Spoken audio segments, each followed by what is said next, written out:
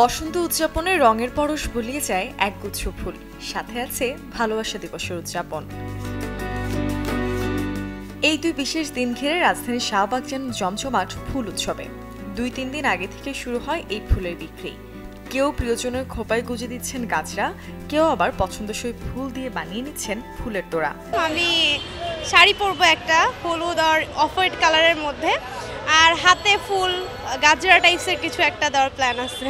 I think ফুল হচ্ছে সবথেকে সুন্দর গিফটের একটা, সো ফুল অবশ্যই দেওয়া হবে ইনশাল্লাহ। আর আমি রেগুলার বেসিসে আমার ওয়াইফকে চেষ্টা করি ফুল দেওয়ার জন্য।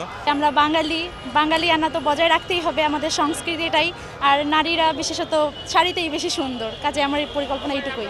গোটা ফেব্রুয়ারি মাস জুড়ে আছে উৎসবের সমারোহ, তাই এই বিশেষ দিনগুলো ঘিরে থাকে বিক্রেতাদের বাড়তি প্রস্তুতি। বছরের অন্যান্য দিনগুলোর তুলনায় বেশ চড়া থাকে ফুলের দরও। ফাগুনে বসন্তের যে কালারগুলো, ওই ফুলগুলোই বেশি চলে মেয়েদের বা ছেলেদের জন্য, সবার জন্য যারা ঘুরতে আসে, মাথার ক্রাউন এর বিশেষ করে এগুলোই চলে বেশি। প্রত্যেকটা লোক আসতেছে স্বাচ্ছন্দ্যভাবে ফুল কিনতেছে, আর বিশেষ করে পাইকারি মার্কেটে আমাদের ফুলের দাম বেশি, ওই হিসেবে আমাদের ফুলটাও একটু দাম বেশি রাখতে হয়। যেখানে আমরা গোলাপ বিক্রি করতাম 20 টাকা 25 টাকা, সেখানে 30 টাকা 35 টাকা, মানে বেশি আহামরি তেমন কিছু না।